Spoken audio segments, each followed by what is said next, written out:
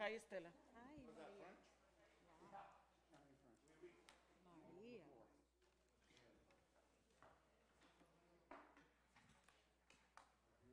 Mr. Mayor. Mr. President, I'd like to make a motion to come out of COVID. That's the funny one. Here. I can't get a second on recess and COVID. I'm gonna be second that motion. 100%, yes. Nothing to do with COVID. Pa ella. Oh, falta Giovanni. Oh, okay. Mine. Good evening. Welcome to the Lawrence City Council meeting. Today is June 15th, 2021. Roll call, clerk. Anna Levy, She's in the back, she's here. Councilor Gonzalez, Present. Councilor Selena Reyes, Present. Councilor Abdul, Present. Councilor Payano, Present. Councilor De La Cruz, Present. Councilor Rodriguez, Councilor Estela Reyes, Present? There's feedback on that. Council President LaPlante. Present. Please let the record reflect that Councilor Anna Levy is present as well. Would you please join me now in a moment of silence? Oh, please rise for a moment of silence. It's been a while.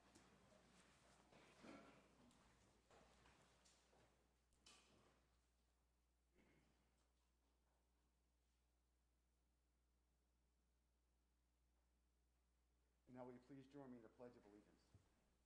I pledge allegiance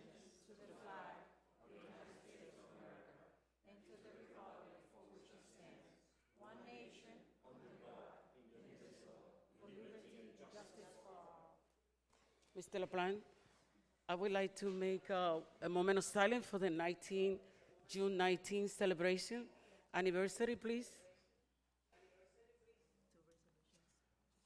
duly noted that that moment of silence was in honor and remembrance of the parties you just remembered. Thank you very much, Councilor De La Cruz. Could you Yes, repeat? but we're going to have a celebration one more year, June 19th, the massacre it's going to be 100 years ago. I'd like to take a motion to recess. We do have a little bit of technical difficulty. I think it's going to be kind of bothersome for the committee. Is there a Motion to recess 5 minutes. Motion to recess a little Second. less by Councilor Abdu, seconded by Councilor Vice Yes. President Estela Reyes. Discussion? Hearing, Okay. are we set there, John?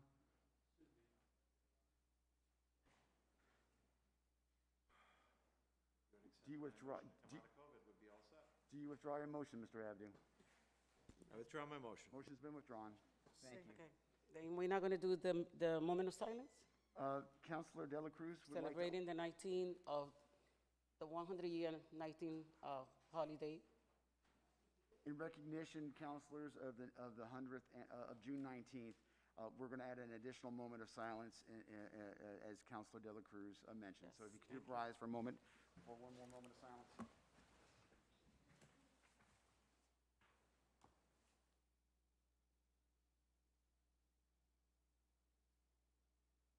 Thank you, councilors. Thank you, councilor.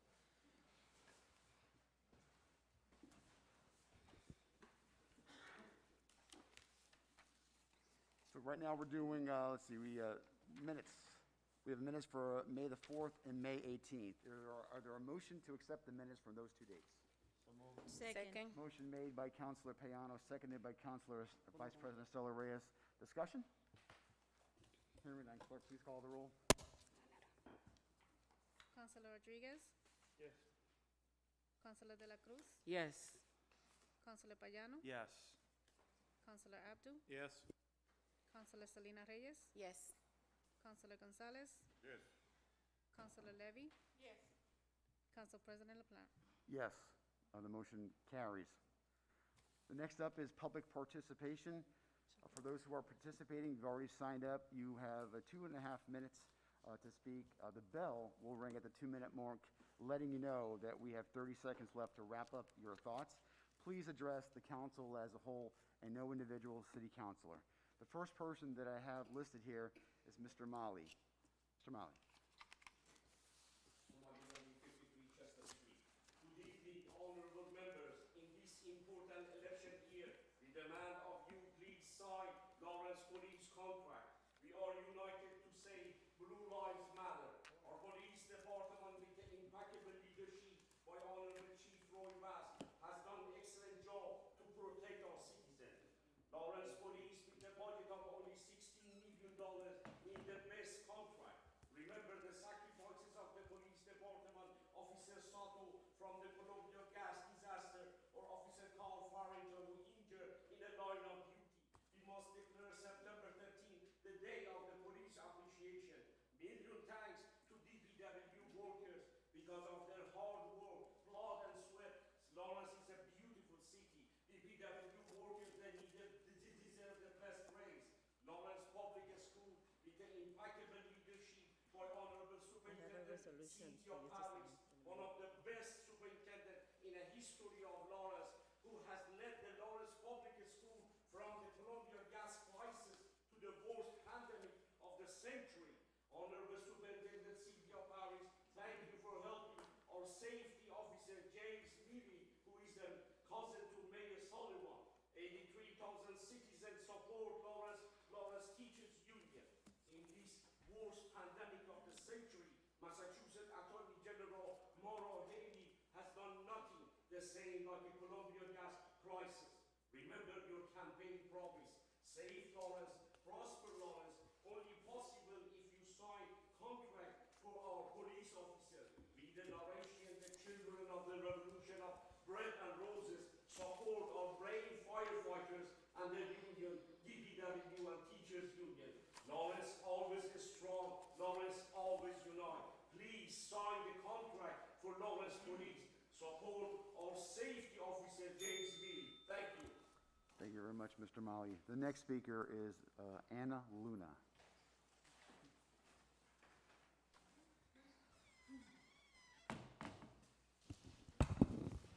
Thank you. Thank you, Councilor. So great to see you here today in person. Thank you for the opportunity. My name is Ana Luna, Executive Director, ACT Lawrence. We're located at 15 Union Street, suite number 409. And today I'm here to speak as co-chair of the Financial and Housing Stability Working Group, which is a group that was created in response to the COVID-19 pandemic in Lawrence. Our role is to develop a coordinated response to the housing, employment, and health needs of the community, to provide access to housing counseling, rental assistance, financial stability, policy advocacy, and gaps in services. There are 76 members of our group, from which there are 25 local organizations that support our work. I want to highlight and thank a few of the member organizations: ACT Lawrence, Bread and Roses Housing, some members of City of Lawrence departments, Drug-Free Communities Youth in Action, Family Services of the Merrimack Valley, Greater Lawrence Community Action Council, Greater Lawrence Family Health Center, Groundwork Lawrence, Lawrence Community Works, Lawrence General Hospital, Lawrence Methuen Community Coalition, Merrimack Valley YMCA, MSPCA, Neighbors in Need, and YWCA Northeastern Massachusetts. Today I have some of my colleagues who will be speaking from Greater Lawrence Community Action Council, Lawrence Community Work, Community Development Department from the City of Lawrence, and we all want to share some very important information about housing insecurity in Lawrence. We are focusing in regards to the connection between health and housing, rental assistance, ESG, RAFT, and our collective work. Thank you so much for your time, and next I will introduce the next speaker, Vilma Martinez Dominguez. The next speaker is Vilma Martinez Dominguez. Welcome. Good evening, councilors. Nice to be here in person. Vilma Martinez Dominguez, Community Development Director for the City of Lawrence and resident residing at 71 East Pleasant Street. So I'm charged to speak on the intersection of housing and health tonight. Housing is a fundamental need for everyone and a basic human right that we should all have access to. Housing instability and homelessness can negatively impact one's physical and/or mental health, increase risk of trauma, and decrease the effectiveness of health care by making adherence to a treatment plan more difficult or impossible. Taking care of ourselves by eating well and staying active, not smoking, getting preventive care, and seeing a doctor when we're sick all influence our health. But our health is also determined in part by access to social and economic opportunities, the resources and supports available in our homes, neighborhoods, and communities, the quality of our schooling, the safety of our workplaces, the cleanliness of our water, food, and air, and the nature of our social interactions and relationships. The conditions in which we live explain in part why some people are healthier than others and why some more generally are not as healthy as they could be. The responsibility is not only to ensure that city residents can afford a home, but also that everyone can afford to live in a place that supports their health and ability to thrive. This work requires community leaders to come together to take action to increase the availability of healthy and affordable housing options for all residents. Much of the work of the Community Development Department centers on the investment of federal and state funds to support the creation and preservation of affordable, healthy, and safe housing for our low-income residents, as well as our homelessness work. We've also secured an additional $5 million in federal funds to support our efforts to eliminate lead poisoning in children and to create healthier homes. For over 2 decades, the city has supported the creation of hundreds of affordable units and have improved the quality of housing in thousands of units. Most recently, we became a Housing Choice designated community and adopted zoning overlays in our efforts to facilitate the production of all types of housing. We're also working with state elected officials to advocate for legislation that expands housing subsidies. However, these efforts aren't enough to address the complexities of our growing housing instability crisis. Although not unique to Lawrence, the housing crisis has disproportionately impacted our residents, and the gas explosions, the pandemic, and the fires that have occurred since last year have only intensified the issue. To help address the housing instability caused by the pandemic, using our CARES Act funds, our department implemented 2 emergency rental assistance programs and a legal defense program to assist residents facing evictions post-moratorium. Both serve our low-income families. But much more needs to be done to help our community. My colleagues will share with you this evening some of the challenges that we face when assisting our residents in crisis. And next up is Erica Hernandez from Lawrence Community Works. Thank you very much. The next speaker is Erica Hernandez. Hi, good evening, counselors. My name is Erica Hernandez from Lawrence Community Works. I live on Orchard Street here in Lawrence. Lawrence, Mass, prior to the already existing housing crisis, was experiencing the highest rate of evictions, causing burden on the housing courts. The housing courts were seeing an average of 100 cases per day. That is to get exacerbated. Not that the crisis, to many are done, but to those that work in the housing world, no, this is just the beginning. This is a negative effect not only on those that are tenants, this also affects homeowners. We have a segment of the community that is not going to be able to recuperate post this moratorium because government aid is not available to just any types of loans available. So certain individuals who have non-government backed up loans will also see the effects of this post-moratorium. The housing insecurity doesn't just affect low-income tenants, it also causes burden on homeowners as well. The effects of this pandemic will negatively impact homeowners who don't have a government-backed up loan, as I just mentioned. In my professional opinion, this will affect the financial health of a large segment of this community. My job tonight is to highlight the serious effects of this housing crisis and what is yet to come. In this room, I can assure you we have members that suffer in silence the insecurity that I see every day across my work table, of those folks that cannot afford to pay the rent, even with all the aid that they are receiving. So this moment that we are here gathered today is to educate ourselves and all those that are listening to this meeting, hopefully through social media platforms, of the need to continue working in creating a more secure Lawrence for those that are experiencing housing needs. Next, I want to bring up Anne Mary. The next speaker is Anne Marie. I believe the last name is Connor. Name and address, please, ma'am. Hi, my name's Anne Mary Connor. I do not live in Lawrence, I live in Amesbury, Massachusetts. I work at Greater Lawrence Community Action Council. I'm their Director of Social Services, so I oversee a couple of programs. One is our housing program and a child abuse prevention program, as well as the intake department. So I have the great job of giving you statistics. Oh, what fun. So we're going to talk about housing and statistics. So City of Lawrence has a significant portion of residents who live at or below the poverty line. And that's 25% of the population, which is nearly 21,000 of your Lawrence residents live at or below the poverty line. Within Lawrence, you have 3,608 affordable units in 38 different apartment complexes. 2,518 units are designated as sliding scale rent, and 1,128 are Section 8 approved. Of these, 431 are designated specifically for seniors, and nearly 100 for people with disabilities. There are also an additional 843 affordable, which is less than market rate, it's the sliding scale, okay? And in 2021, there were an additional 104 units in production, okay? But despite all this, the City of Lawrence has 5,770 persons and families on waiting lists for affordable housing. That is going to take over 5 years for them to get through. So those are your residents, 5,770 residents waiting for housing. In 2020, the stats revealed that 28.7% of Lawrence residents are homeowners, which is directly related to the economic status of the households. So that's less than a third of your residents are actual homeowners.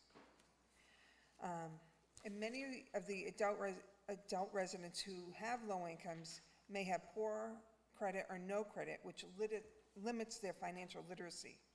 So it makes it even harder for them to buy their homes. In 2020, Lawrence represented about 5% of the total number of foreclosures across the state, just in this city alone.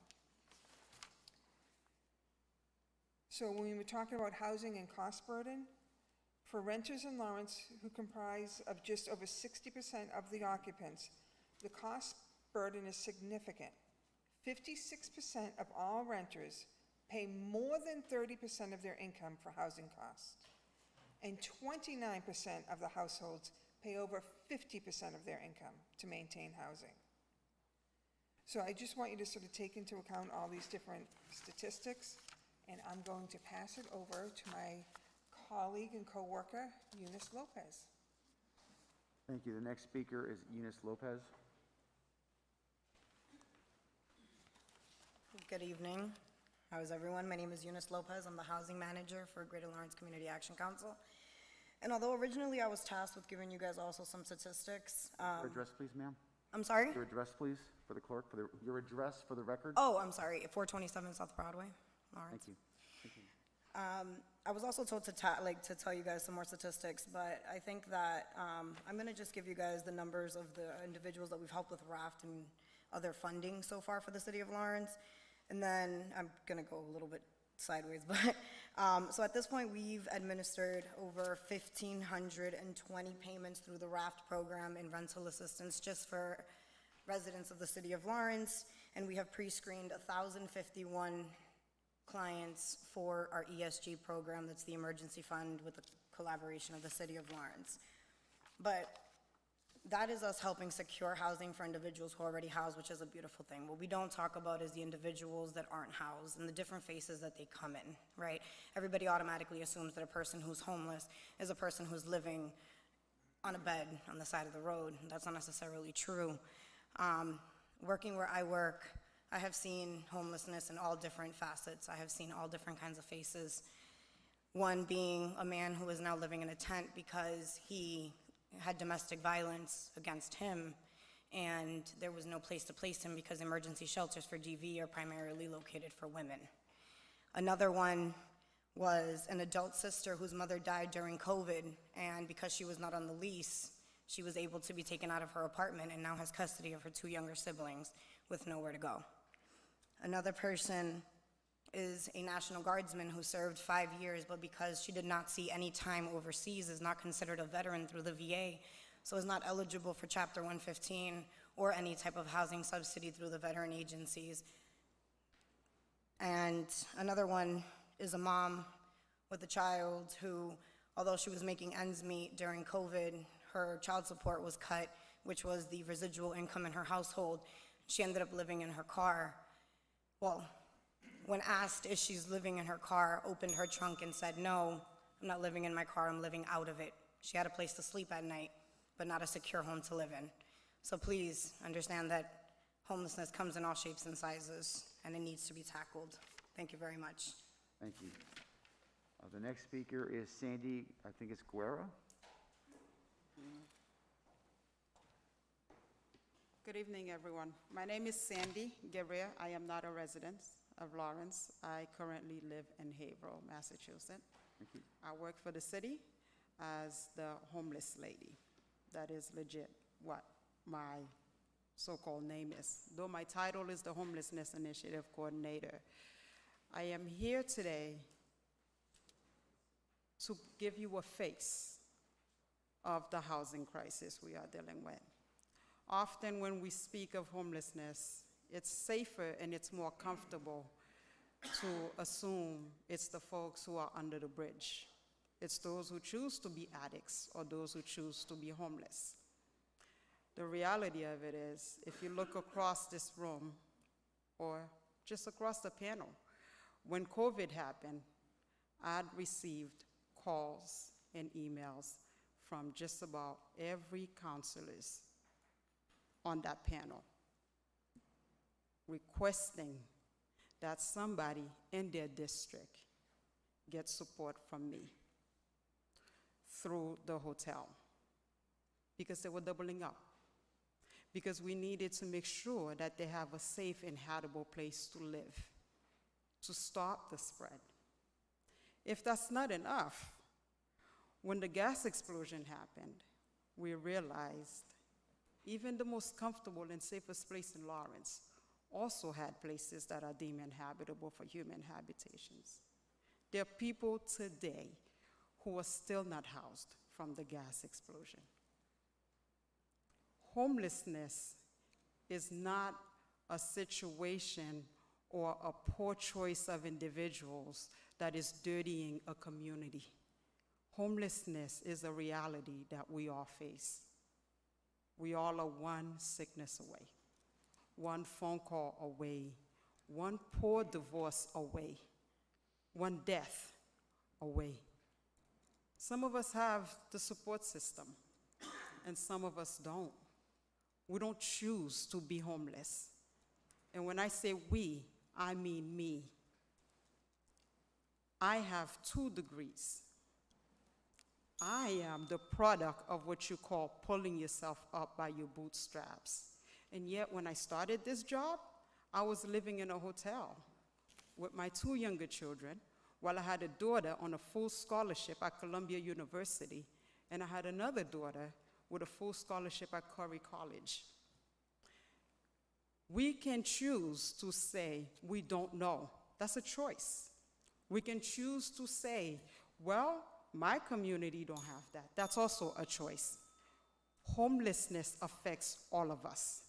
And when we are making the decisions, we need to make it understanding. We don't need sympathy, we need empathy and accountability. So it is my hope that as we speak of homelessness and we make choices, we think about the fact that it's not homelessness we're against. Thank you. So I thank you all. Appreciate your comments this evening. The next speaker is Dick Russell.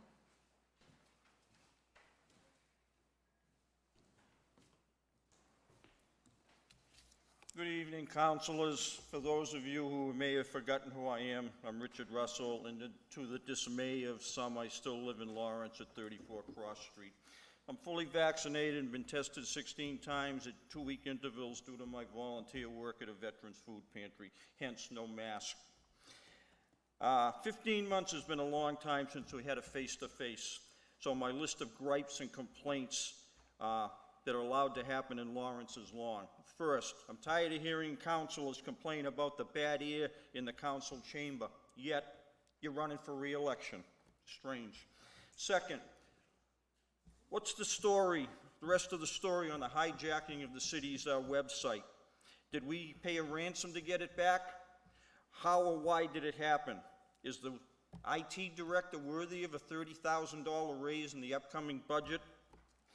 Third, who made changes to City Ordinance 3.04.120, the ordinance that says any debts or payments to the city of less than $50 is payable by cash? I outright refuse to use my credit card to buy a $5 or a $10 map from the engineers department. Fourth, zoning ordinance 29-20, parentheses 9, end of parentheses, parentheses IV, end of parentheses, stipulates that political campaign signs are to be 6 foot in size or less. Plywood-sized campaign signs are 32 square feet, which is 5 1/3 times bigger than allowed by the ordinance. The city is overrun by these monstrosities. Fifth, and more importantly, who died and made the mayor and the director of inspectional services medical experts? Why was the Lawrence Board of Health locked out of any medical decisions regarding input into the coronavirus pandemic? We have seen the damage that inept politicians have created across the country. We have seen a Lawrence veteran, a hero, get his reputation trashed because of the political hacks regarding the Holyoke Soldiers' Home debacle. Why weren't any of the council members out there defending his honor and integrity? I fully expect that the answers to my questions will be answered by the cricket chorus in their version of the sounds of silence. As always, I thank you for the time to address you in person until the next medical fiasco. Thank you. Thank you very much. That is the last speaker for public participation. The sign-in sheet with the comments are given to the clerk to be as part of the record. The next item this evening are public hearings. The first public hearing this evening will be public hearing number 6221. Clerk, will you please read the public hearing notice? Notice is hereby given that the Lawrence City Council will hold a public hearing on Tuesday, June 15, 2021 at 7 p.m. At a public meeting conducted by electronic means with public viewing, listening, and participation and input, provided in compliance with public gathering limitations. Purpose of said hearing is to gather testimony, information, and public input concerning the proposed amendment to the revised ordinance to the City of Lawrence to be further amended by adding the following subparagraph to section 10.36.340 of the Municipal Code, handicap parking, to be inserted in the proper alphabetical order. Border Street East Side from a point 415 feet south of the intersection of Tyler Street to a point 435 feet south of the intersection of Tyler Street. To the extent that there exist any ordinances to the contrary, they are hereby repealed in that respect only. Persons wishing to be heard shall be afforded the opportunity. The public hearing is now open. Are there any members of the public who wish to speak on this matter? Hearing none, the public hearing is now closed. Councilors, what is your pleasure? Councilor Abdu? Mr. President, I'd like to make a motion to approve and suspend the 30 days. Motion to approve and suspend the 30 days has been made, seconded by Councilor Payano. Any discussion? Hearing none. All in favor say aye. Aye. No, the ayes have it. Thank you. The next document is document number 6921, handicap parking, delete at 17 Willoughby Street. Clerk, would you please read the public hearing notice? Notice is hereby given that the Lawrence City Council will hold a public hearing on Tuesday, June 15, 2021 at 7 p.m. Purpose of said hearing is to gather testimony, information, and public input concerning the proposed amendment to the revised ordinances of the City of Lawrence to be further amended by deleting the following subparagraph to section 10.36.340 of the Municipal Code, Handicap parking to be inserted in the proper alphabetical order. Willoughby Street, north side, from a point 63 feet easterly of the intersection of Blakeland Street to a point 83 feet easterly to the intersection of Blakeland Street. To the extent that there exist any ordinances to the contrary, they are hereby repealed in that respect only. Persons wishing to be heard shall be afforded the opportunity. The public hearing is now open. Is there any members of the public who wish to speak on this matter? Hearing none, the public hearing is now closed. Councilors, what is your pleasure? Motion to approve? Second. Councilor Estela, Vice President, approved, seconded by Councilor Estela Reyes. Discussion? Hearing none. All in favor say aye. Aye. No, the ayes have it. The next document is document 11621, resolution in support of Lawrence General Hospital. Councilors, I am seeking a rule, to suspend the rules to, suspend a Rule 12 to allow this matter to be taken up this evening. Is there a motion to suspend Rule 12? Motion. Second. Made by Councilor Payano, seconded by Councilor Gonzalez. Discussion? At this point, I'm going to ask the proponents of this to step forward to ask a question regarding why are we looking to declare this an emergency this evening to adopt this measure. So is there anybody in the audience this evening who's here to speak on this matter?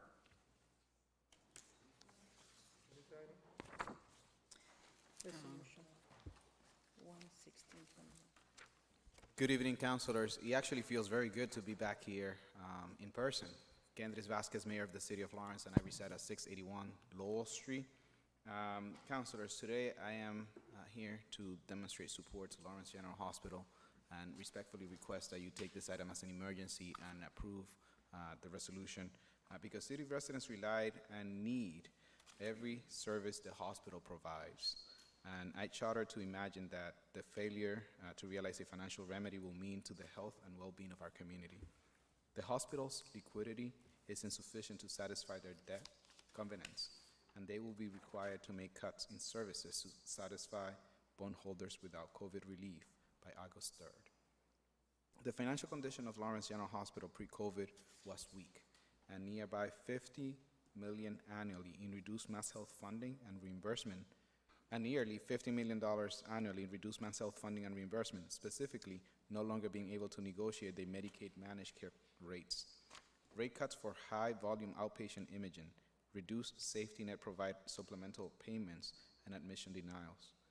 Having unmitigated COVID-related losses in revenue and higher expenses due to the dramatic and highest per capita impact of COVID on our local population in combination with the loss of mass health revenue is the cause of the hospital threatened closure of services. You know the population of Lawrence faces extraordinary social determinants of health related to poverty, crowding, being the largest population of color in the Commonwealth. Ideally, we should augment our current healthcare resources to improve the health of our community and not witness their closure. For that reason, Council President and councilors, I respectfully request that you unanimously pass a resolution to be sent to the state legislature and the governor that we in the city of Lawrence support our hospital, that we support Lawrence General Hospital. Thank you.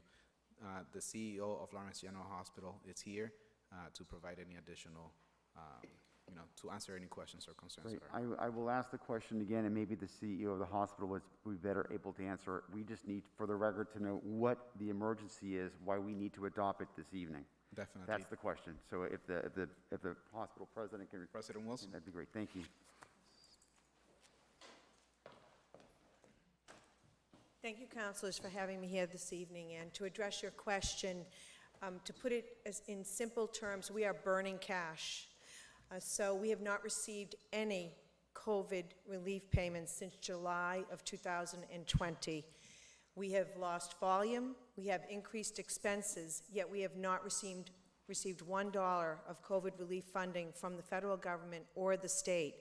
The crisis at hand is that A, we're burning the cash, and B, without a COVID relief payment, we are going to fail our debt covenants. And when that happens, the bondholders will come in and they will decide which services will go away for this community. The community deserves maternity, it deserves pediatrics, it deserves a special care nursery, it deserves a trauma program. We have one of the busiest emergency centers in the state, and this threat is real. I've been at the hospital for 10 years. We were solid and financially sound in 2017, and the state implemented cost containment efforts, and it cut our imaging and high-volume services to the hospital, and that is when we started to become weak. And before COVID, we were previewing this with the state and advocating, and we sent a letter to the governor, and then COVID hit. I'm proud of what we did during COVID. We have 186 beds. Many of them were filled with very, very sick patients.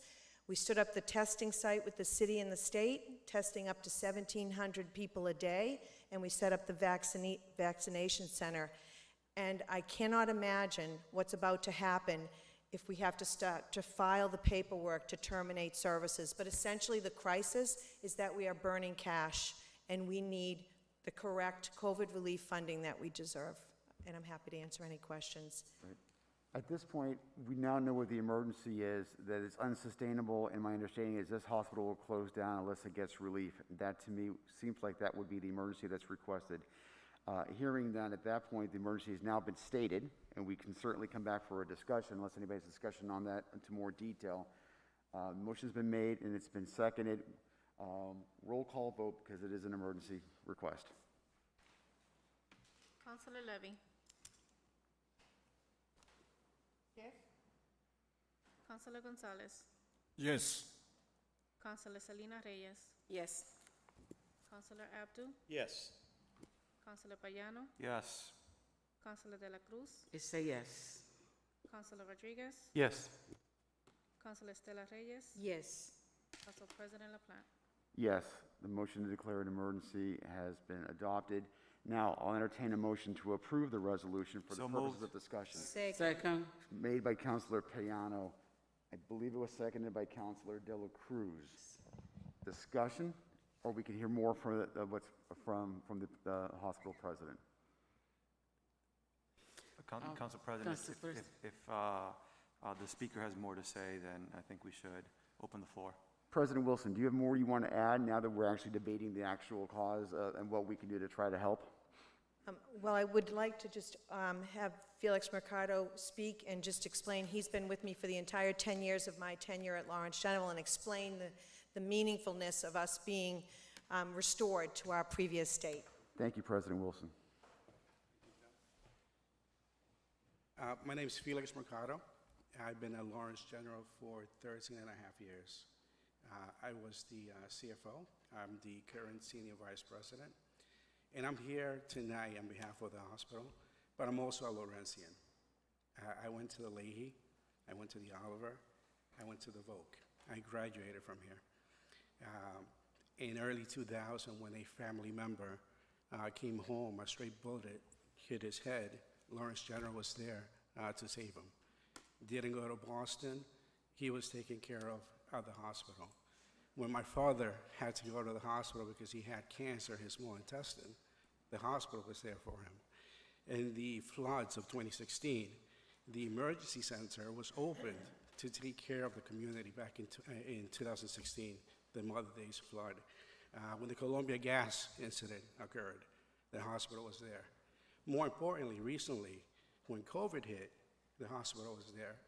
It was taking care of over 20,000 residents of the community. The hospital was there for Lawrence. I can tell you, I'm the finance guy. My job is to project out. When I look 3 and 5 years out, if the underfunding from the state is not corrected, if we're not given funding for the COVID losses that we have sustained, this hospital is not going to be here. And this is not a CFO talking. This is a concerned Lawrencian. This hospital will not survive 3 to 5 years if it does not receive the support it needs. Thank you. Mr. President? I heard Councilor Rodriguez first, and then Councilor Payano. Councilor Rodriguez, and then Councilor Dela Cruz. Thank you, Council President, through you. I would like to say thank you for coming. I mean, I think this is very important for the city, for this body, to recognize the need of the hospital. I would like for you to expand a little more as of what happened in 2017, what changed, and I know what happened back then, but I mean, I wanted to know from you as of what was the difference on the legislation. Sure. So I've been there 10 years, and prior to 2018, we were actually strong enough to go to the public markets and borrow $108 million. That's how strong we were. We were had investment grade rating from Standard & Poor's, and we went to the markets, and we borrowed that money to replace the 50-year-old ORs that we had, and to update the intensive care units that cared for many of the COVID patients. So the strength that we had then, and what happened, one of our major payers is Mass Health. 30% of our volume is Mass Health. We already had a major commercial payer issue. We were paid at the bottom of the state for commercial payments from Blue Cross. And that's essentially because we have no clout when we're negotiating with the commercial payers, and that's been talked about for years, the lack of rate parity for high Medicaid hospitals. So if you take our commercial rates being at the bottom, and then Mass Health they changed their payment methodologies, and they cut our rates. And essentially, it was just too steep of a cut for us, and we addressed the issues, you know, and said that for one of our highest payers, we can't have significant declining reimbursement. We actually need increasing reimbursement. We're only paid 74% of our costs for Mass Health.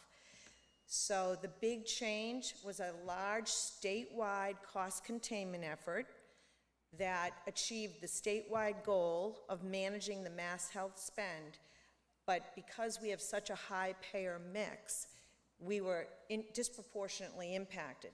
So as we were going into COVID, we sent a letter to the governor on March 25th of 2020, and then the world as we know it changed, and all we did think about was taking care of the COVID patients. We did receive CARES Act funding of $44 million, state SUP payment of $17 million, but even after receiving those payments, we lost $13 million in 2020.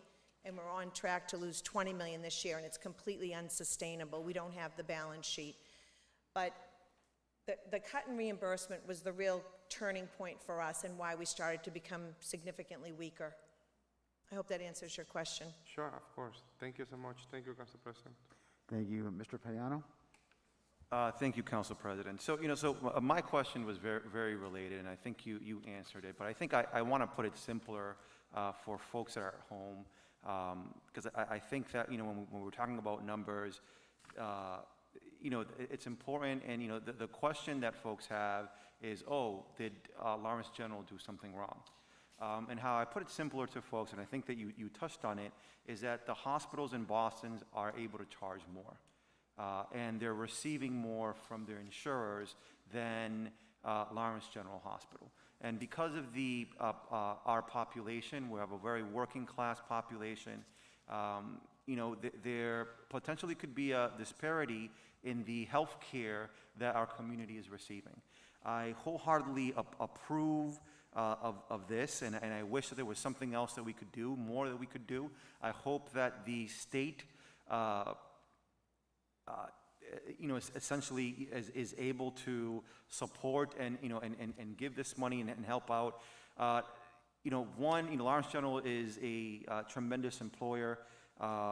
The impact that Lawrence General has in the community is, it's hard to be able to articulate the amount of individuals, not just in Lawrence, but in this area that come through there and are serviced by Lawrence General. So it is vital for you, for all of you to not just retain the services that you have, but improve on them. So I want to thank you for coming, and I wish you the best of luck. If there's anything else that we could do, please let us know. Thank you very much.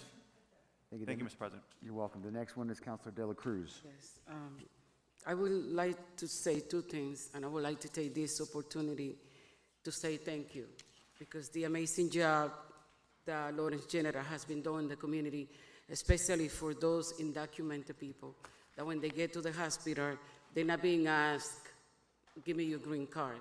You're just taking care of people. And I witnessed that, and it was beautiful. And the second thing was that during pandemic, this 3A Neighborhood Association wanted to help. And when I called your hospital, somebody one of the person that works in the getting donations, she said, make sure that you use one of the vendors from the community, because we need to keep those businesses open as well. And that was amazing to see even struggling so much with the hospital and taking care of the people at the whole time. That person was thinking about the community, to give back to the community in many different ways. Then you are in my District 3A, we always make sure that the streets are clean. We call DPW a lot of times to clean the sidewalk. We make sure that the hospital is there for us, because you're doing a service for the people, and that's what we need. Then thank you very much, and thank you for, as Councilor Payano said, most of the people that work at the hospital, they live in Lawrence. Then you're doing an amazing job. We need you. We need you more than anything else. Thank you. Thank you. Vice President Reyes, did you wish to speak? Thank you, Councilor President. I would like to take this opportunity first just to thank our Mayor, Kendris Vasquez, to bring that concern in front of us. And second, this is something that is worrying not only the hospital, but yes, all the whole entitled city. We don't want to see to cut any service that what we had been provided for many years. I don't know in which way or which point we had more to offer to help, but I'm volunteer in public that if it's anything that we can do or I can do, even to go with you to the State House, I'm more than happy to go and fight. This is something that is not only affecting Lawrence General, it's the whole entitled city. Thank you, Mayor, for taking and bring that concern to us. Well taken, and thank you all for being here. Thank you. Councilor Abadu? Thank you, Mr. President. Through you, I lend my voice in support of this evening. It is, my colleagues have articulated well what has gone on here, and since this pandemic began, we haven't missed a heartbeat. We haven't noticed you missed a heartbeat during this time. You continue to provide the critical services, but yet, whether it was standing up a testing effort, whether it was ramping that up further to then vaccinations and what you're doing today. And at no point was it constrained, or at least your effort did not seem constrained whatsoever, that money was not a challenge or money was not a factor. So with that, for a community hospital that for 14 months was all out and continues to be all out, it's not over yet, and you know that well. I have no problem this evening with the emergency, the nature of the emergency, and lending our voice, my voice, to our voice to support our hospital. And I too would join my colleagues to go to Boston or whatever you need to lend a voice and raise it up, be heard, and get you what you need. Thank you. Well, you have to. Thank you, Mr. President. You have to You're now. welcome. Are there any other members of the three. council I'm who wish to young with speak? you guys. Councilor Selena Reyes? I fully support it because it's very important to us and for our community too. Thank you. Any other councilors who wish to speak on this matter? One point is that, a strong Lawrence General Hospital is important to the region, but critical to the city of Lawrence. So on that, I'll call the roll. All in favor, say aye. Aye. Any opposed? The ayes have it, it's unanimous. Thank you Thank very you. much, each and every one of you, on behalf of our community. Thank you. Thank you. The next documents are appropriation orders, requests, and petitions. These are going to be going down to the Budget and Finance. This is document 11721, request to adjust funding allocations to the Community Development Block Grant for FY22, going to the Budget and Finance Committee. Document 11921, a proposed 5-year financial forecast and user's guide and assumption is being sent to the Budget and Finance Committee. And the 12021, the SEIU Local 888 Carpenters and Trades Unions Collective Bargaining Agreement, that is also going to the Budget and Finance Committee. Committee reports, document 9821, the FY22 proposed budget. I'm looking to the Chairman, Dave Abdu, for a committee report. Thank you, Mr. President. The Budget and Finance Committee met on 4 evenings, May 27th, June 3rd, June 7th, and June 9th, to fully consider the mayor's proposed budget. And by a unanimous vote on the evening of June 9th, the Budget and Finance Committee recommended to advance this to the council without a recommendation, and I submit that to you in the form of a report. Motion's been made. and Second. Properly seconded by Councilor Vice President Estela Reyes. At this point, councilors, we do have a public hearing coming up on the 22nd.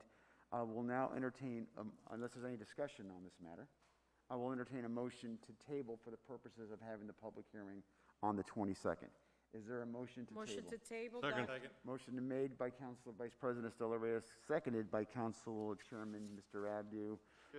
No motions on a motion, no discussion on a motion to table. All in favor say aye. Aye. Aye. Opposed? A parliamentary question. The ayes have it. Point of Parliamentary parliamentary inquiry, Mr. Rodriguez. Don't we have to accept it as a committee report first before we table? Otherwise, it's going to be at the committee level. You know, it's right here, and it's tabled right at that. It's frozen in time right here, and so we're going to take it up at the budget meeting on the 22nd. Thank you. The next document, go on with me. Thank you, Mr. President. Thank you. If you'll indulge me a The next moment. document 10321, the acceptance of grant funds, Budget and Committee Chairman, Mr. Abdu. Thank you, Mr. President. Document number 10321, the acceptance of grant funds up to $89,775.04. Executive Office of Public Safety and Security Project Safe Neighborhood, as presented by the Honorable Eileen Burnell, LPD Director of Support Services. On the 9th of June, the Budget and Finance Committee voted by unanimous vote to recommend to this council, and we recommended in favor. And I submit that to you in the form of a motion. Second. Motion's been made and properly seconded by Councilor Gonzalez. Discussion.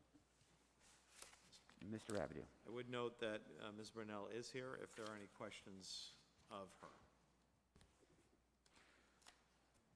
Any further discussion?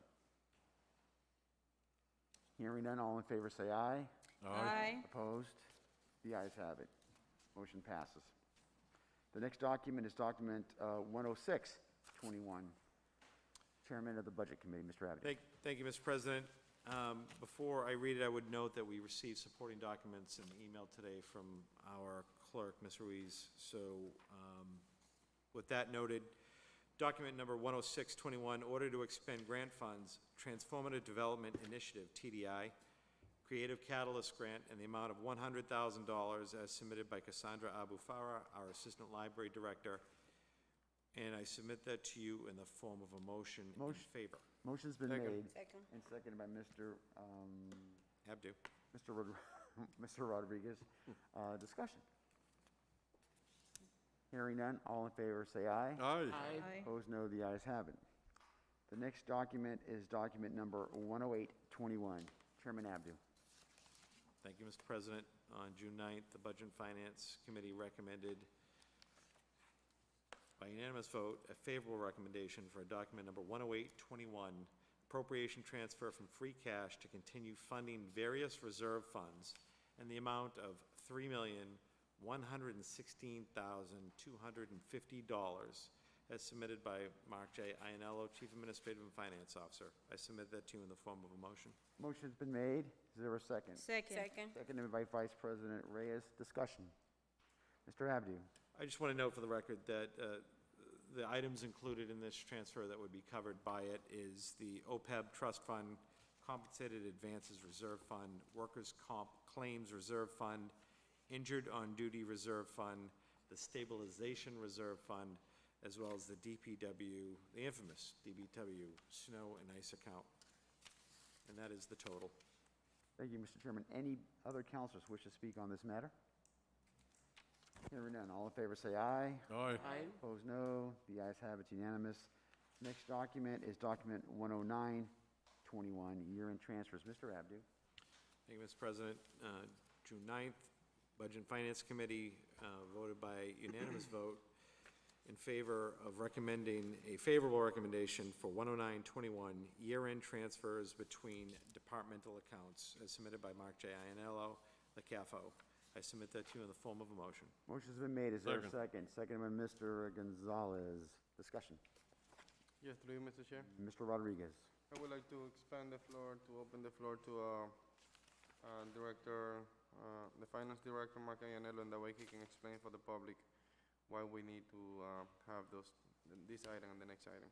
Mr. Ianello, could you please come forward?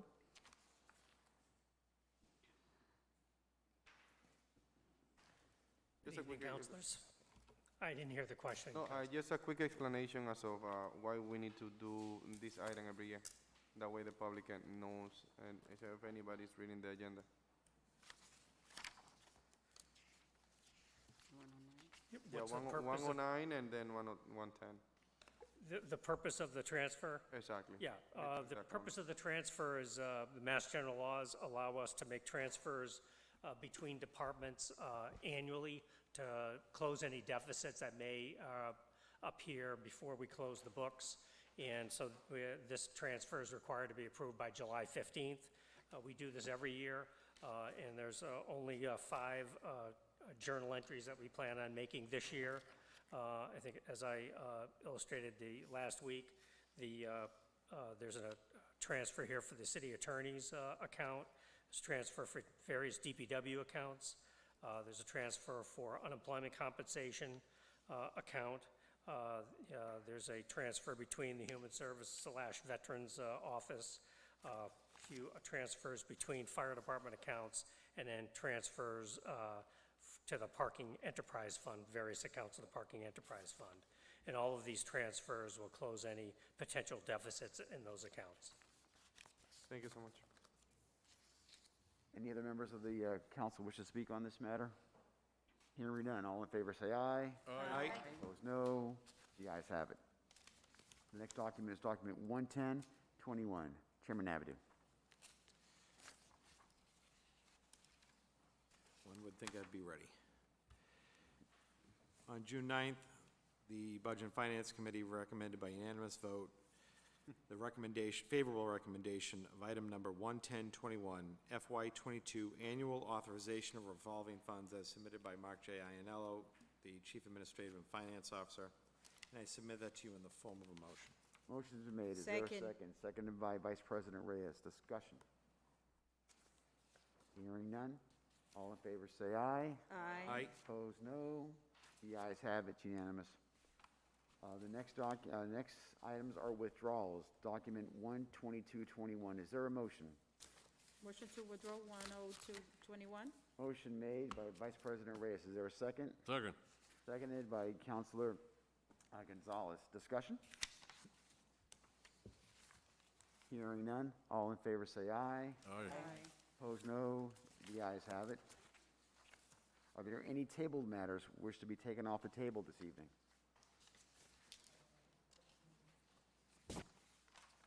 Hearing none, we will go through.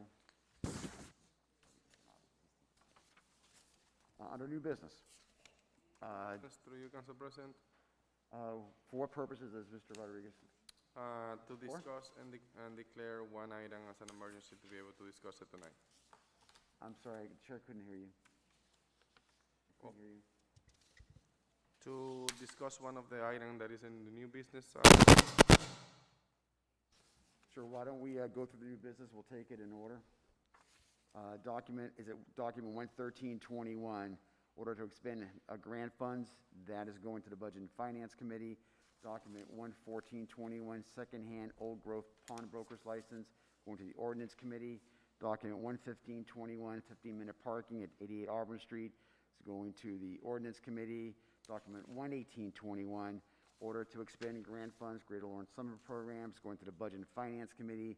Document number 12121, Black Lives Matter, repaying Campanione Common, Mr. Rodriguez. That's the item. I would like to take item 12121 and suspend the rule and declare as an emergency since the event is going to take place this week. Second. So there is a motion to apparently to suspend the rules, rule number 12, which requires that we go ahead and put these things to the proper committee. And our Rule 12, and there'll be a motion that's been made and it has been properly seconded. Discussion. Let me start off by saying what our Rule 12 says. In general, no measure shall be adopted by the City Council on the date it is introduced, except in the case of a special emergency involving the peace, health, safety, or convenience of the public or their property, except as otherwise provided by the Charter. Every measure approved by the City Council will be effective at the expiration of the 30th day following the date of council approval, unless a later date is specified. But that general portion is the emergency preamble that's accepted at. So motion's been made, it's been properly seconded. The gentleman is here. Your name and address, please, sir. How's it going? My name is Michael Bashton. Yep, and I'm the organizer for the Black Lives Matter street mural that's taking place in Lawrence. Mr. Bashton, let me just ask you a quick question. Can you just describe the nature of the emergency that you're facing? I mean, there's a sense of urgency here for our community because our kids need this. Our kids need the empowerment. Our kids need the positivity. They need everything. So in the Common Park, we're going to have guest speakers. I have an international motivational speaker coming to speak to the kids all the way up from Atlanta. He charges $50,000 per booking, and he could only make it on the 20th. I need to make sure that he gets accommodated well. I have other guest speakers like the mayor, Chief Roy's coming to speak as well. We also have an educational panel that's going to be taking place on the same exact day, and to help educate the kids on what Juneteenth is about and just help educate the whole community about what Black Lives Matter means and things of that nature. So, yeah, that's So the nature of the emergency is that it's this week. That's the nature of the emergency, just so I'm repeating, just so the council's accurate. The nature of the emergency is that it's this upcoming Sunday. That's the nature of the emergency, it's the timing? No, Mr. President? No, Mr. President. I'm missing it. Can you explain again so No, it's I'm not. clear? What's the nature of the emergency? Mr. President, can I ask him a question that might help him? Sure, maybe that would be helpful. Thank you. Thank you. I'm sorry, can you repeat your name again, please? My name is Michael Bashton. Bashton? Bashton, yep. Okay, well, a pleasure. So at this event, one of the things that you're going to do is repaint the Black Lives Matter. The words are on the street. Is that correct? Yes. Yes. Right now, what's on the street is essentially scraped off. Yes. Okay, correct.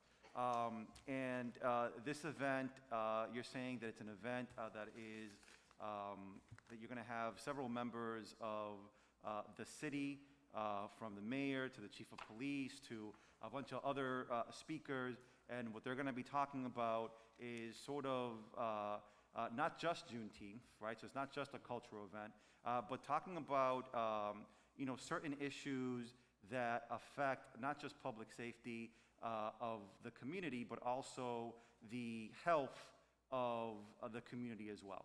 Would that be correct? Yep. Okay. So, what we're looking at, so one of the I wouldn't say issues, but one of the things that's been going on for like the last several months is that once these words were scraped off, what I would love to see is that be continuously, kind of painted on. I think that is whether it's sidewalks, whether, whatever it is, like, I think it's great when everything is as pristine as possible. And what I would say to the members of this council is that what we heard from the speaker is, we've heard several things that would essentially tell us that it is important for us to have this conversation because it does deal with the safety, health, and peace of our community. Any other members who wish to speak on Yes, the through you, emergency Mr. Chair. management? Mr. Rodriguez. Yeah, and I would like to, now that you have the rules in front of you, I would like you to, if you can please repeat rule number 12 as you read it before. Clerk, will you please read Rule 12? Thank you.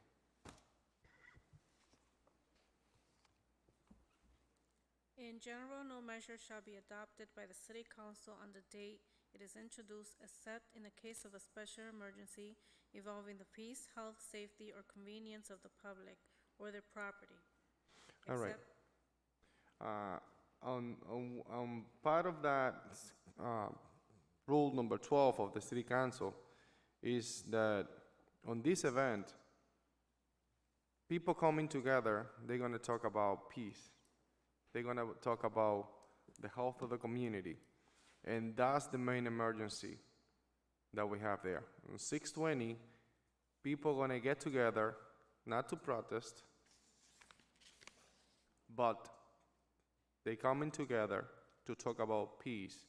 And another way, before the movement Black Lives Matters, a lot of people misrepresent the movement by saying that they were going to just do illegal things and protest. At this point, they are talking about, they're approaching the Black Lives Matter in another way. And I definitely appreciate what they're doing, because they are talking about peace. And Rule 12 of the City Council say that specifically. And that's the main reason as of why this should be declared as an emergency. Any other members who wish to speak on this matter? I would like, Councilor Dela Cruz? thank you, Council President. Thank you for bringing that opportunity to the community. As we had the flood for a whole 2 weeks on the Common Park, and it's educating our community. Remember that when you are a newcomer in this country, there's a lot of things that people, we think they know, and they don't. I didn't know anything about June 19, and I learned. Then now I learned what you're going to bring to the city, if it is in the way to teach our community, to educate our community. I think we really appreciate that, because otherwise we become ignorant of things that are real. And I don't want to be ignorant anymore. I want to be part of what's going on, and I want to be understanding what the civic education is when those themes are coming to our community. Thank you. Thank you for coming. Thank you. Any other members who wish to speak on this matter? Mr. Abadu? Thank you, Mr. LaPlante. So I feel compelled to speak because I'm not any more supportive of this than I was for the last emergency motion. But let me tell you why. Because it's not about it's about, I think the president has hit on a couple times, the emergency. We have known that Juneteenth is on this day for a year. So what I would like to hear from you, if you would, share with us what extenuating circumstances that the planning, the execution of the planning, brought us to today, asking us less than a week before Juneteenth to do an event of this type. And it may be commendable, it may be all things, but it is not a public health emergency. It is not any of the things read in Rule 12 the way I believe the way it was written. That doesn't take away from the value, but I think it's important that everyone at home and otherwise hear both sides. If you would, why are we here less than a week before, considering it's not back in December, or January, February, March, when there was plenty of time, heck, even early April, late April? Okay, I'll answer. Thanks, sir. So a month and a half ago, I got the approval from the mayor. And once I got the approval, the lieutenant reached out to me and gave me the quote essentially for the detail. The quote, and then I ran to the police station and I paid the detail off. Throughout this whole process, I was in communication with the mayor's office, literally meeting every single week, about 1 to 2 times a week, and it was never mentioned that I needed a permit for the park. I told them my plans, I told them everything. Nothing was mentioned. That's one. Two, I met with Chief Roy on a personal matter, and I explained to him what was going on. And he mentioned that I needed a permit for the park. Chief Roy, not the mayor's office, but Chief Roy. So, like I said, there's emails between me and the mayor's office. I was in there for about a month, and nothing was mentioned. If I knew about this a month ago, I would have just went and did the permit process already. Sure. They called me this morning, and they told me that I need to come in here to talk about what's going on, which I thought this was an emergency based off of the matter. So now I'm here talking about what needs to go on. Okay. That's basically all. So it's essentially it's a form of miscommunication. Understood, yep. And if they would have communicated that to me, this would have got passed a week ago, 2 weeks ago, and I would have started the process essentially a month and a half ago. And could you just, so first of all, thank you for that thoughtful answer, and walking, it now makes some sense. And what is going to occur under should this permit be granted, what exactly is planned? Okay, so I'll break it down for you guys. So first, we're gonna have live performances. Okay. So from 7 a.m. to 2 p.m., we're gonna be painting. That's on the street. Has nothing to do with the permit. Sure. So around 3 p.m., just like I posted on social media, like everybody knows, we're going to the common. There's gonna be seats, there's gonna be tables, things of that nature. So first, we're gonna have live performances. I'm giving, and we're giving our community a platform to showcase their creativity to the whole city. That's one. Two, we have the guest speakers, like I mentioned. Yep. We have the mayor. Yep. We have Chief Roy, which is in all agreement to this. We also have Merrimack Valley Black and Brown Voices, which is another nonprofit out of Andover, and the international motivational speaker that I mentioned, who's coming up all the way from Atlanta. Like I said, he charges $50,000 per booking, and this is a once-in-a-lifetime opportunity because he's on a book tour. So if he can come here and just spread the seeds of positivity and motivation to the city, why not? And the third thing is the educational panel, which is the most important. Educating our kids, educating the youth, educating the community overall on what's going on in the community and what's going on in the city and what's going on in the world. Thank you for that answer, and I apologize, I probably should have, once you got going, I figured it was good to let you repeat. It was the education piece at the end. Okay. I guess I'm trying to drill down, I want to see if we can get to a place where everyone can agree that the date Sunday's date is as important as 60 days from Sunday. But thank you, I appreciate it. And, Mr. President, I don't have any further questions. Any other questions, comments by members of the council? Nope, hearing none. Roll call vote? Councilor Levy? Yes. Councilor Gonzalez? Present. Councilor Selena Reyes? Yes. Councilor Abdu? No. Councilor Payano? Yes. Councilor De La Cruz? Yes. Councilor Rodriguez? Yes. Council Vice President Estela Reyes? Yes. Council President LaPlante? No. What's the tally, clerk? We need 6 votes to adopt the suspension of the rules. 6 yes, 1 no, 1 present. The suspension of the rules in emergency is now declared with a vote of 6 members. What is the motion, Councilor? Motion to approve. Second. Motion to approve by Councilor Rodriguez, seconded by Councilor Payano. Discussion. Clerk, we're not going to beat this too much more. I just want the clerk to read the pertinent ordinance that deals with this particular matter.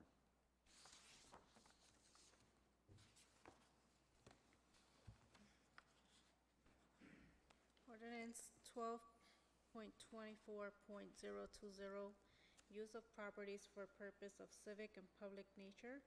The Director of the Department of Public Works of the city may, at his or her discretion, permit the use of any public park, playgrounds, or other developed city-owned property by persons, fraternal organizations, and societies of the city for any legitimate purpose of a civic or public nature, including the conduct of athletic exhibitions or games, theatrical exhibitions and production, and other amusement or entertainment purposes upon such terms and conditions as he or she may impose, with the advice and consent of the city council, subject, however, to the exclusions contained in section 12.24.010.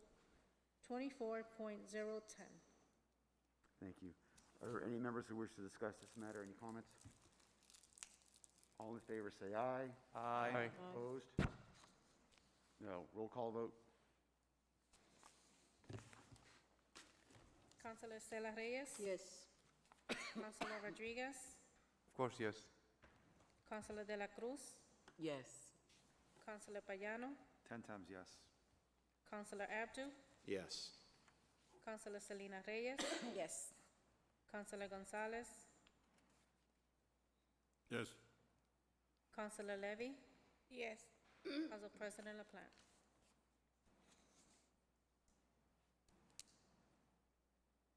No. Roll call, the motion carries eight. What's the vote? Eight yes, 1 no. Motion carries. The next item is 12221 Feast of the Three Saints. That's going to the Ordinance Committee, and 12321 Alston Street Traffic Study. That's going to the Ordinance Committee. We have at this point committee assignments, budget, and finance. When are we meeting?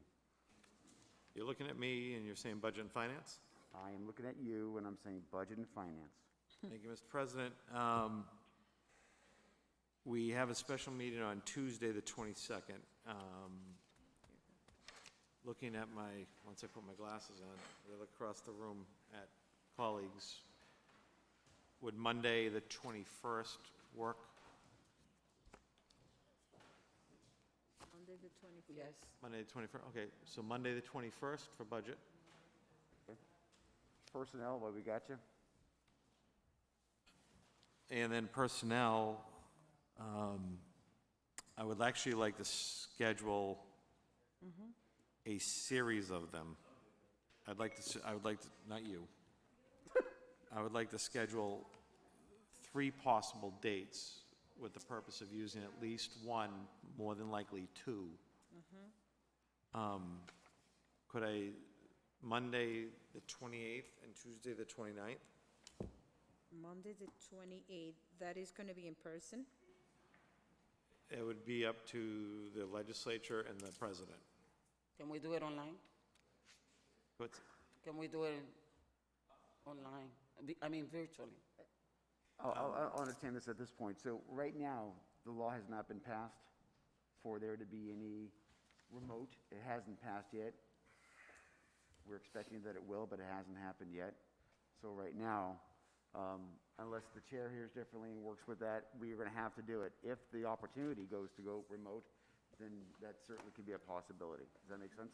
Yes. Okay. If we do it remote, any day.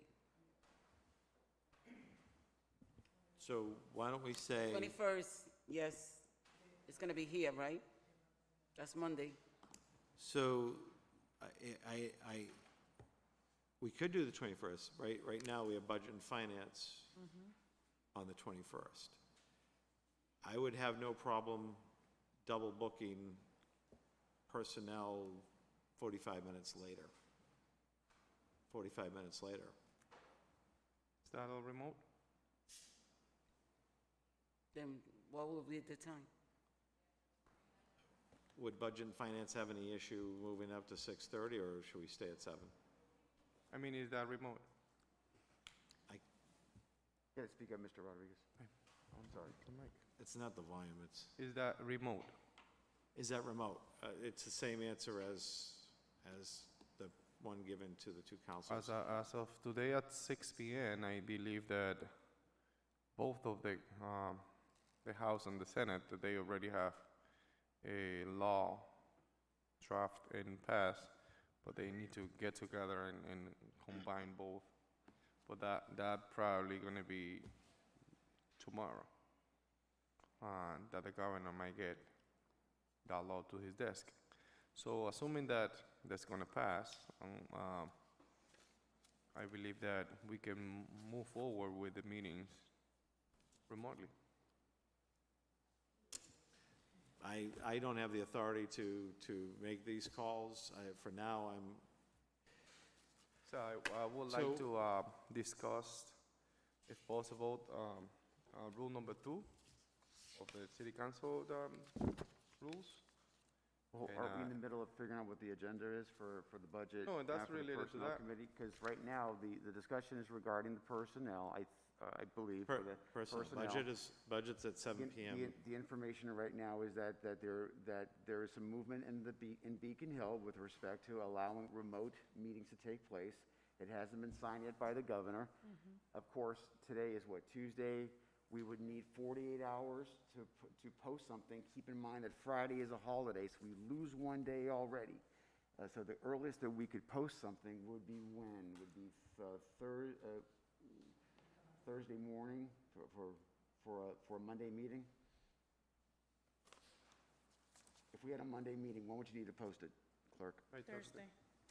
Thursday morning. So I don't know if it's, the first 24 hours would be Monday morning, so that wouldn't be, it would be Wednesday, because Friday's a holiday.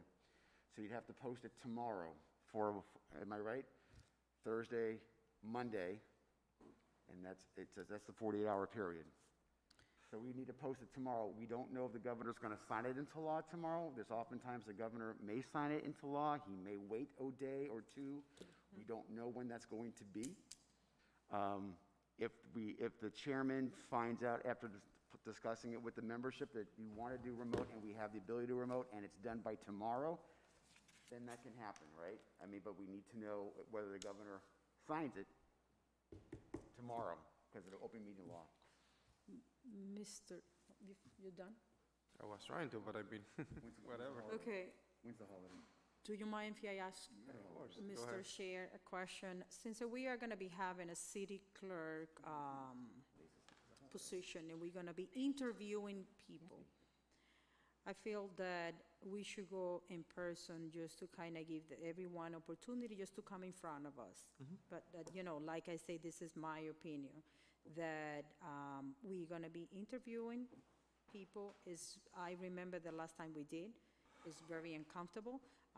We don't get the full message when we are interviewing someone via Zoom, just because if they have any background, we're not going to be able to hear clear.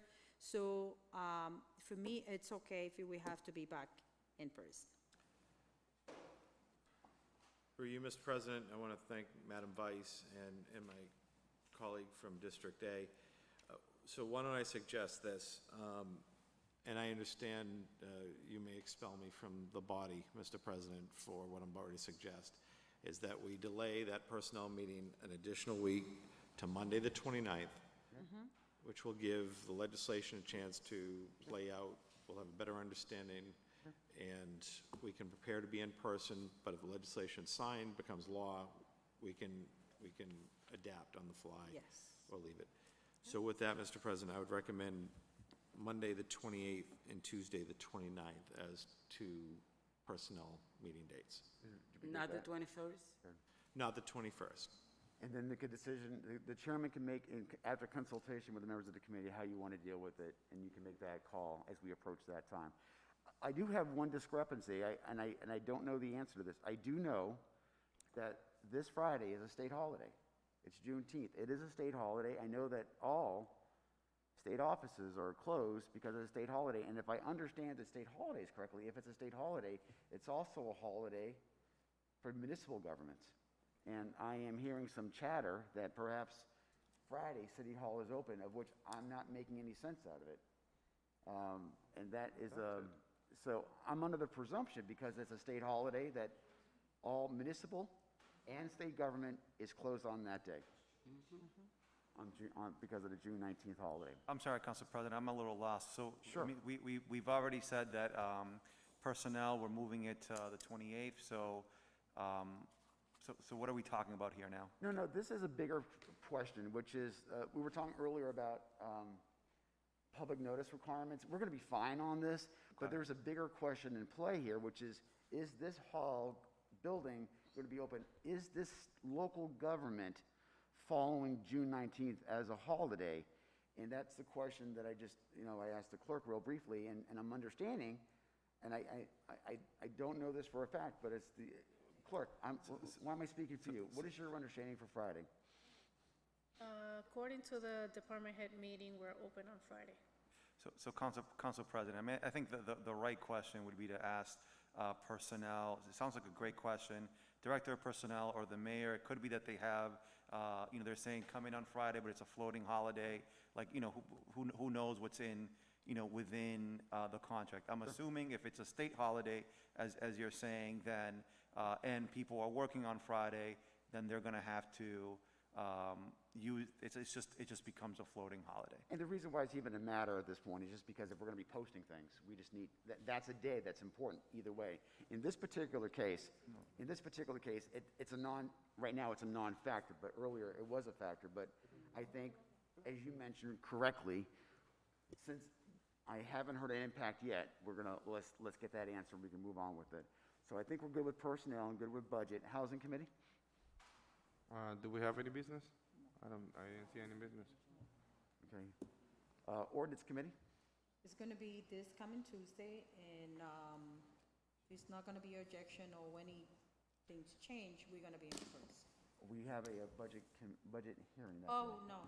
Then we're going to move it forward because we don't have urgent items. So we can just leave it open. I'm not going to schedule anything for ordinance yet. All right, so you're going to the call of the chair. Yeah. So I think that settles everything at this particular point. We've got all our agendas set up. So I know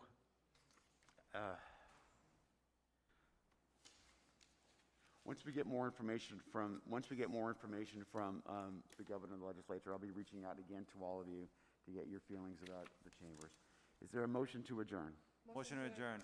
Motion made and seconded by Councilor Levy. Any discussion? Hearing none. Actually, motion carries. We're adjourned. Thank you. Thank you. So used to doing the roll call. We're adjourned. Go home.